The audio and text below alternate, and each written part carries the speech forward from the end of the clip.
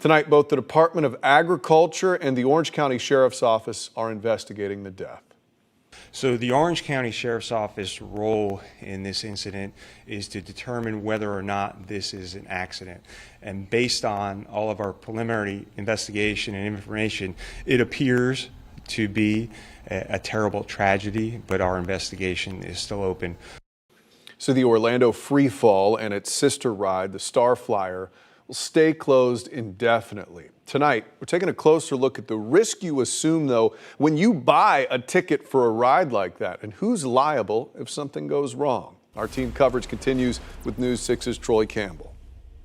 With millions of tourists visiting Orlando every year, many will check out some of the rides here along I-Drive. We spoke with an attorney about who could be liable when a tragedy occurs on a ride. If you're prone to some type of heart condition, that could be an issue, but you don't generally get on a roller coaster and assume that you're going to fall out of that roller coaster 400 feet to your death. News 6 legal analyst Stephen Kramer saying despite amusement attractions requiring permits and liability insurance, human error could still make a company liable. Moments after 14-year-old Tyree Sampson fell to his death, employees of the Orlando Free Fall can be heard on cell phone recording questioning if staff followed safety protocol. What are you doing? I don't know. Did you check it? Yeah, the light was on.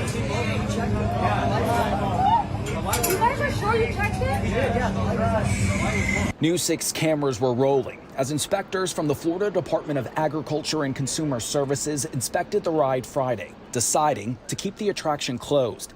The Orlando Free Fall, advertised as the tallest ride of its kind in the world, opened last December.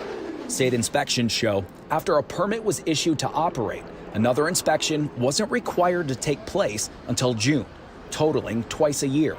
A spokesperson for the Slingshot Group, which owns and operates the Orlando Free Fall, says safety features are built into the ride with the goal of preventing an accident.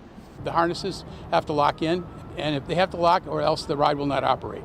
So this is what we're looking into. Kramer says it's still too soon to determine who's at fault, adding a potential lawsuit could exceed the amount of liability insurance purchased by the ride owners.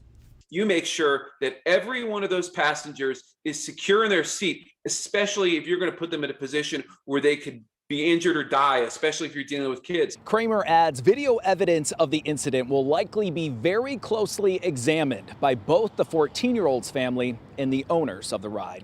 Along International Drive, Troy Campbell, Getting Results, News 6. So the ride's owner, Slingshot Group, has had several high-profile incidents over the past several years.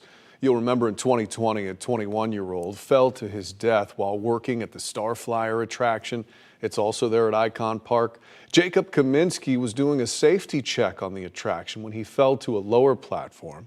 Officials said Kaminsky was about halfway up that 450-foot ride when he fell. Slingshot Group also owns the Slingshot ride near Old Town. That's in Kissimmee. Exactly 1 year ago today, a cable snapped on that ride, leaving two riders dangling 30 to 40 feet in the air. Emergency crews were able to safely lower them to the ground. You can always turn to clickorlando.com throughout the weekend for continuing updates on the Icon Park tragedy.